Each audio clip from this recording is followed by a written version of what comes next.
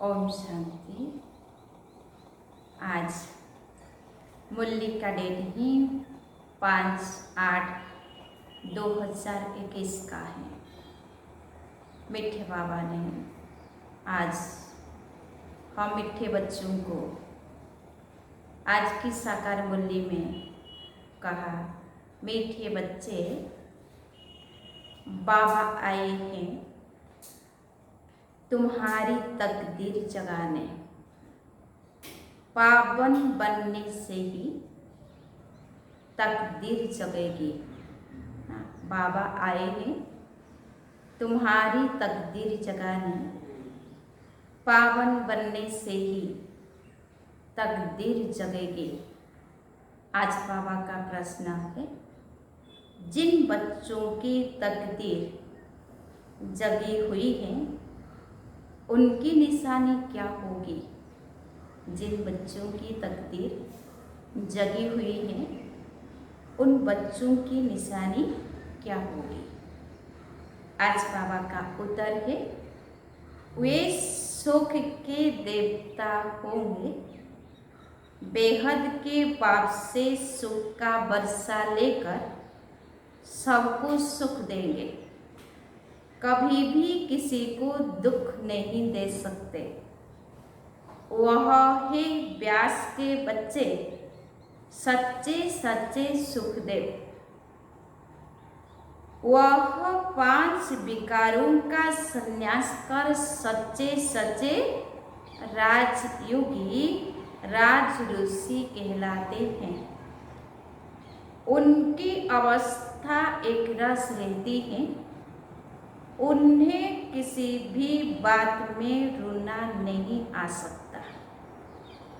उनके लिए ही कहते हैं मोहजित। गीत हैं, तकदीर जगाकर आई हूँ मैं आई हूँ। ओम शांति। गीत की एक लाइन सुन करके भी मीठे मीठे बच्चों के रोमांच खड़े हो जाने चाहिए। है तो कमन गीत, परंतु इनका सार और कोई नहीं जानते।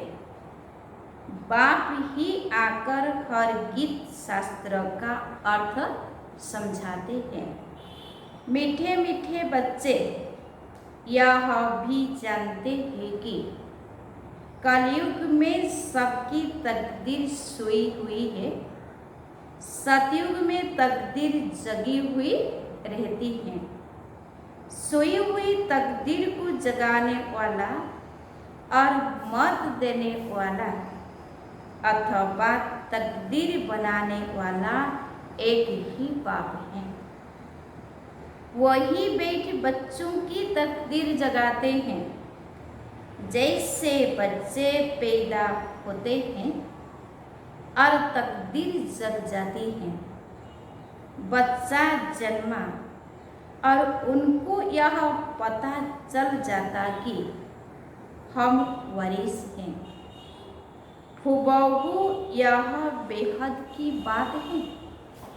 बच्चे जानते हैं कल्प कल्प हमारी तकदीर जगती है और सो जाती है।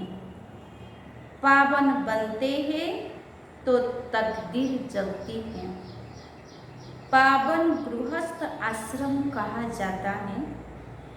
आश्रम अक्सर पवित्र होता है। पवित्र गृहस्थ आश्रम उनके एग्नेस्ट फिर है अपवित्र पतित धर्म। आश्रम नहीं कहेंगे, गृहस्थ धर्म तो सबका है ही, जानवरों का भी है। बच्चे तो सब पैदा करते हैं, जानवरों को भी कहेंगे गृहस्थ धर्म में है। अब बच्चे जानते हैं हम स्वर्ग में पवित्र गृहस्थ आश्रम में थे, देवी देवता थे। उन्हों की महिमा भी गाते हैं। सर्वगुण संपन्न तुम खुद भी गाते थे, अभी समझते हो हम मनुष्य से सो देवता फिर से बन रहे हैं, है ना। अभी समझते हो हम मनुष्य से सो देवता फिर से बन रहे हैं। देवी देवताओं का धर्म है। फिर ब्रह्मा विष्णु शंकर को भी देवता कहते हैं। ब्रह्मा देवताय नमः, विष्णु देवताय नमः। शिव के लिए कहेंगे शिव परमात्माए नमः। तो फर्क हुआ ना। शिव और शंकर को एक कह नहीं सकते। पत्थर बुद्धि थे, अब पारस बुद्धि बन रहे हैं। देवताओं को तो पत्थर बुद्धि नहीं कहेंगे। फिर ड्रामा प्लान अनुसार रावण राज्य होने से उन्हों को भी सीढ़ी उतरनी है। पारस बुद्धि से पत्थर बुद्धि बनना है। सबसे बुद्धिमान बनाने वाला तो एक ही बाप है। तुमको पारस बुद्धि बनाते हैं या तुम यहाँ आते हो पारस बुद्धि बनने। पारस नाथ के भी मंदिर है, वहाँ मेला लगता है, परंतु यह किसी को पता नहीं है पारसनाथ कौन है। वास्तव में पारस बनाने वाला तो बाप ही है। वह है बुद्धिमानों की बुद्धि। यह है तुम बच्चों की बुद्धि के लिए खुराक। बुद्धि कितनी पलटती है, जैसे गाया जाता है सी नो इविल। अब बंदरों की तो बात नहीं, मनुष्य ही जैसे बंदर मिसल बन जाते हैं। एक अर्थात वन मनुष्य की मनुष्य से भेंट की जाती है। इसको कहा ही जाता है कांटों का जंगल। कितना एक दो को दुख देते रहते हैं। अभी तुम बच्चों की बुद्धि को खुराक मिल रही है। बेहद का बाप खुराक दे रहे हैं। यह पढ़ाई है, इसको ज्ञान अमृत भी कहते हैं। कोई जल आदि नहीं, आजकल सब चीजों को अमृत कह देते हैं। गंगा जल को भी अमृत कहते हैं। देवताओं के पैर धोकर पीते हैं, पानी रखते हैं, उनको भी अमृत की अंजलि समझते हैं। अंजलि जो लेते हैं उसको ऐसे नहीं कहेंगे कि यह पतितों को पावन बनाने वाला है। गंगा जल के लिए कहते हैं पतित पावनी है। कहते भी है मनुष्य मरे तो गंगा जल मुख में हो। दिखाते हैं अर्जुन ने बाण मारा, फिर अमृत जल पिलाया। तुम बच्चों ने कोई बाण आदि नहीं चलाए हैं। एक गांव है जहां बाणों से लड़ाई करते हैं। वहां के राजा को ईश्वर का अवतार कहते हैं। बाप कहते हैं यह सब भक्ति मार्ग के गुरु है। सच्चा सच्चा सतगुरु एक ही है।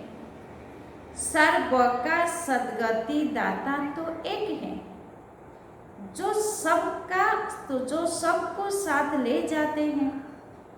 बाप के सिवाय वापिस कोई ले नहीं जा सकता। ब्रह्म में लीन हो जाने की भी बात नहीं। यह नाटक बना हुआ है। जो चक्र अनादि फिरता ही रहता है।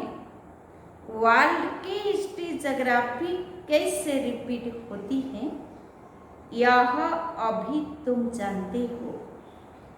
मनुष्य अर्थात आत्माएं अपनी बाप रास्ता को भी नहीं जानती हैं। जिसको याद भी करते हैं ओ गॉडफादर।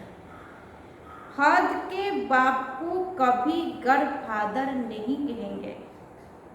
गॉडफादर अक्षर बहुत अदब अर्थात इज्जत से कहते हैं। उनके लिए ही कहते हैं। वह पतित पावन दुख हरता सुख करता है। एक तरफ कहते हैं वह दुख हरता सुख करता है, और फिर कोई दुख होता है, वह बच्चा आदि मर जाता है तो कह देते ईश्वर ही सुख दुख देता है। ईश्वर ने हमारा बच्चा ले लिया, यह क्या किया? ईश्वर को फिर गालियां देते हैं।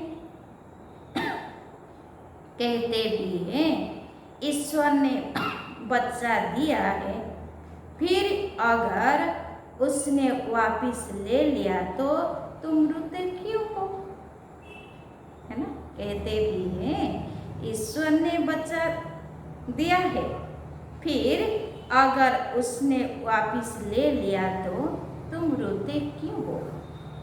ईश्वर के पास गया ना। सतयुग में कब कोई रोते नहीं है। बाप समझाते हैं रोने की तो कोई दरकार ही नहीं।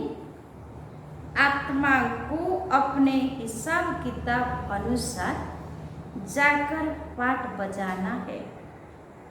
ज्ञान न होने के कारण मनुष्य कितना रोते हैं, जैसे पागल हो जाते हैं। यहाँ तो बाप समझाते हैं अम्मा मरे तो भी हलवा खाना, बीबी मरे तो भी हलवा खाना, बाप मरे तो भी हलवा खाना, नष्ट मोह होना है। हमारा तो एक ही बेहद का बाप है, दूसरा न कोई। ऐसी अवस्था बच्चों की होनी चाहिए। मोहजित राजा की कथा भी सुनी है ना। सतयुग में कभी दुख की बात नहीं होती, न कभी अकाले मृत्यु होती है। बच्चे जानते हैं हम काल पर जीत पाते हैं। बाप को महाकाल भी कहते हैं। कालों का काल, तुमको काल पर जीत पानी है, अर्थात काल कब खाता नहीं। काल न आत्मा को न शरीर को खा सकता। आत्मा एक शरीर छोड़ दूसरा लेती है, उसको कहते हैं काल खा गया। बाकी काल कोई चीज नहीं है। मनुष्य महिमा गाते रहते हैं, समझते कुछ नहीं। अच्युतम केशवम, बाप समझाते हैं यह 5 विकार तुम्हारी बुद्धि को कितना खराब कर देते हैं। इस समय कोई भी बाप को नहीं जानते हैं, इसीलिए इनको आरफन की दुनिया कहा जाता है। कितना आपस में लड़ते झगड़ते रहते हैं। यह सारी दुनिया बाबा का घर है ना।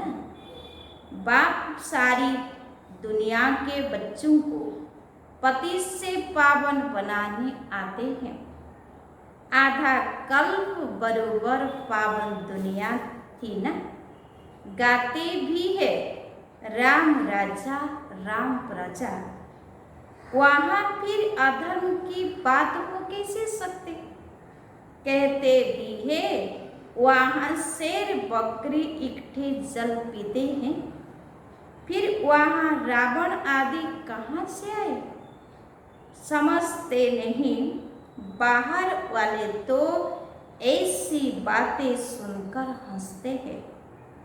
बाप आकर ज्ञान देते हैं, यह पतित दुनिया है ना, अब प्रेरणा से पतितों को पावन बनाएंगे क्या?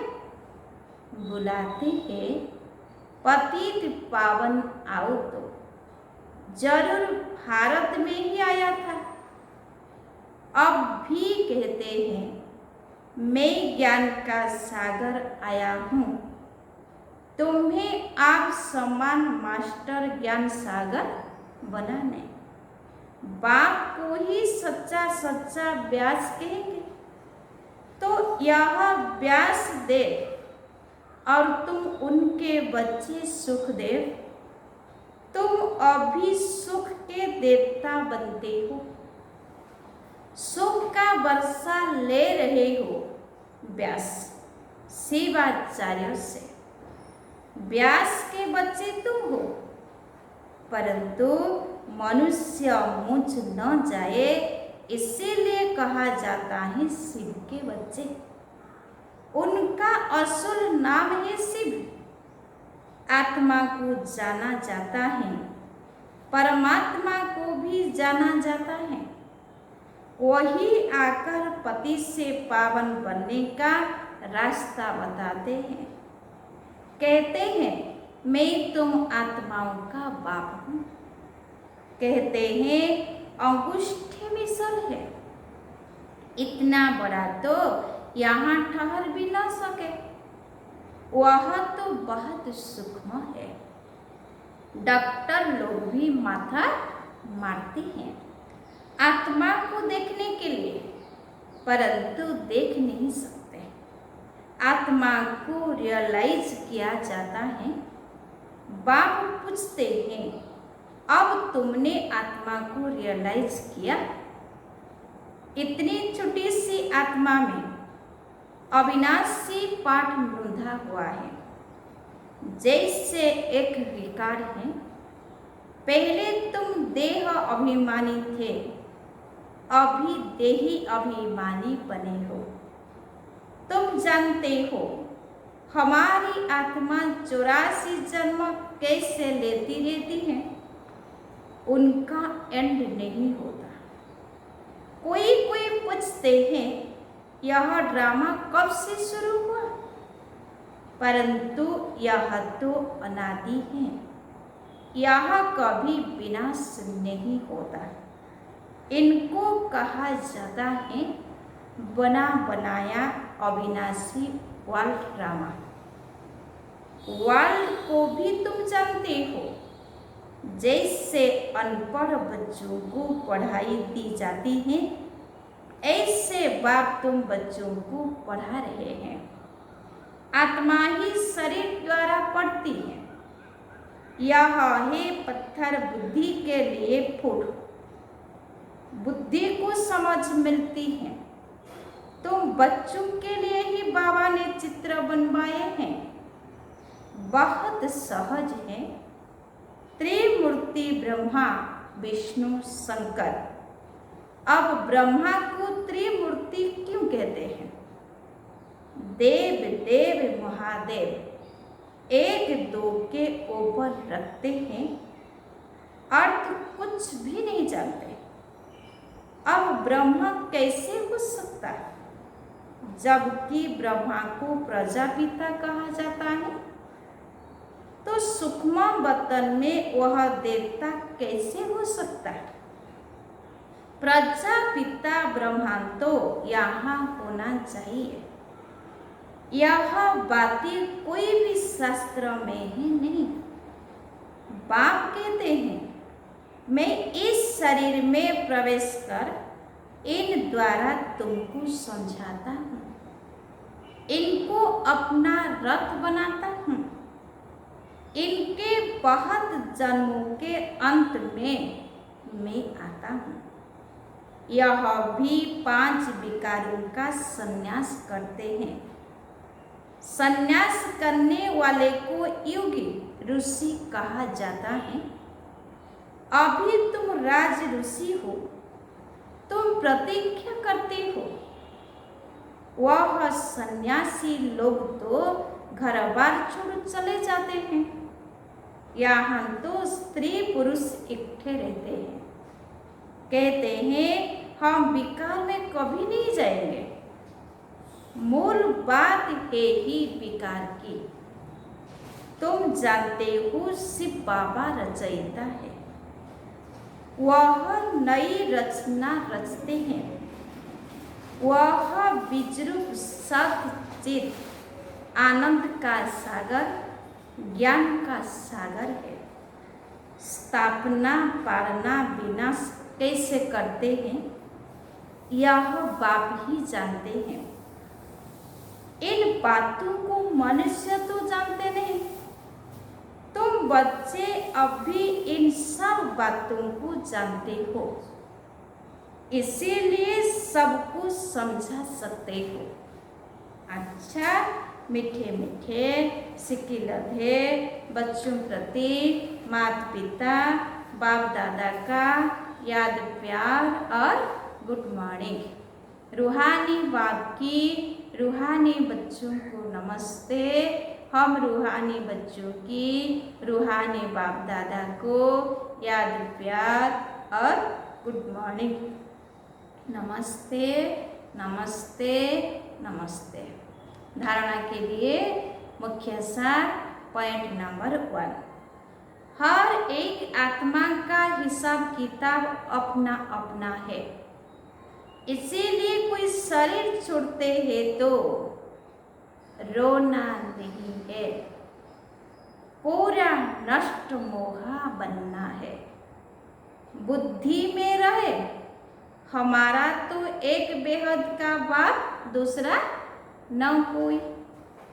पॉइंट नंबर 2, 5 विकार जो बुद्धि को खराब करते हैं उनका त्याग करना है। सुख का देवता बन सबको सुख देना है, किसी को दुख नहीं देना है। आज वरदाता बाप का वरदान है, राहम की दृष्टि द्वारा घृणा दृष्टि को समाप्त करने वाले नॉलेजफुल भव। राहम की दृष्टि द्वारा घृणा दृष्टि को समाप्त करने वाले नॉलेजफुल भव। डिटेल्स है, जो बच्चे 1-2 के संस्कारों को जानकर संस्कार परिवर्तन की लगन में रहते हैं, कभी यह नहीं सोचते कि यह तो है ही ऐसे। उन्हें कहेंगे नॉलेजफुल। वे स्वयं को देखते और निर्विघ्न रहते हैं। उनके संस्कार बाप के समान रहम दिल के होते हैं। रहम की दृष्टि घृणा दृष्टि को समाप्त कर देती है। ऐसे रहम दिल बच्चे कभी आपस में खिटखिट नहीं करते हैं। वे सपूत बनकर सपूत देते हैं। स्लोगन आज बाबा का, सदा परमात्मा चिंतन करने वाले ही बेफिकर बादशाह है। उन्हें किसी भी प्रकार की चिंता नहीं हो सकती। मातेश्वरी जी के अनमोल महावाक्य। अखंड ज्योति तत्व, साइलेंस, लॉज और साकारी दुनिया प्लेग्राउंड। आत्माओं का निवास स्थान है अखंड ज्योतिमय तत्व, जहाँ इस शरीर के पाठ से मुक्त हैं, अर्थात दुख सुख से न्यारी अवस्था में है, जिसको साइलेंस लज भी कहते हैं। और आत्माओं का शरीर सहित पाठ बजाने का स्थान प्ले ग्राउंड यह साकार दुनिया है। तो मुख्य दो दुनिया है, एक है निराकारी दुनिया, दूसरी है साकारी दुनिया। दुनिया वाले तो सिर्फ कहने मात्र कहते हैं कि परमात्मा रचता, पालन करता है, संहार करता है, खिलाता है, मारता, जलवाता भी वही है। तो दुख सुख देने वाला भी वही है। जब कोई को दुख आता है तो कहते हैं, प्रभु तेरा खाना मीठा लगे। अब यह है अयथार्थ ज्ञान, क्योंकि यह कोई परमात्मा का काम नहीं है। परमात्मा दुख हरता है, दुख करता नहीं है। जन्म लेना, जन्म छोड़ना, दुख सुख भोगना हर एक मनुष्य आत्मा के संस्कार है। शारीरिक जन्म देने वाला माता पिता है, जो भी कर्म बंधन अनुसार बाप बेटे के संबंध में आता है। इसी रीति आत्माओं का पिता फिर परमात्मा बाप ही वो कैसे बेहद रचना की स्थापना पालना करता है, कैसे वो अपने तीन रूप ब्रह्मा विष्णु शंकर का रचयिता है, फिर इन आकार्य रूपों द्वारा दैवी सृष्टि की स्थापना, आसुरी दुनिया का विनाश और फिर दैवी दुनिया की पालना करवाता है। परमात्मा के यह तीन काम बेहद के हैं।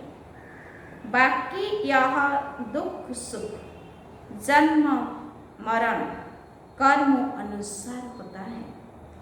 परमात्मा तो है ही सुखदाता, वो कोई अपने बच्चों को दुख नहीं देता, है ना। परमात्मा तो है ही सुखदाता, वो कोई अपने बच्चों को दुख नहीं देता। अच्छा, आज का शोमान है, मैं नॉलेजफुल आत्मा हूँ। ओम शांति।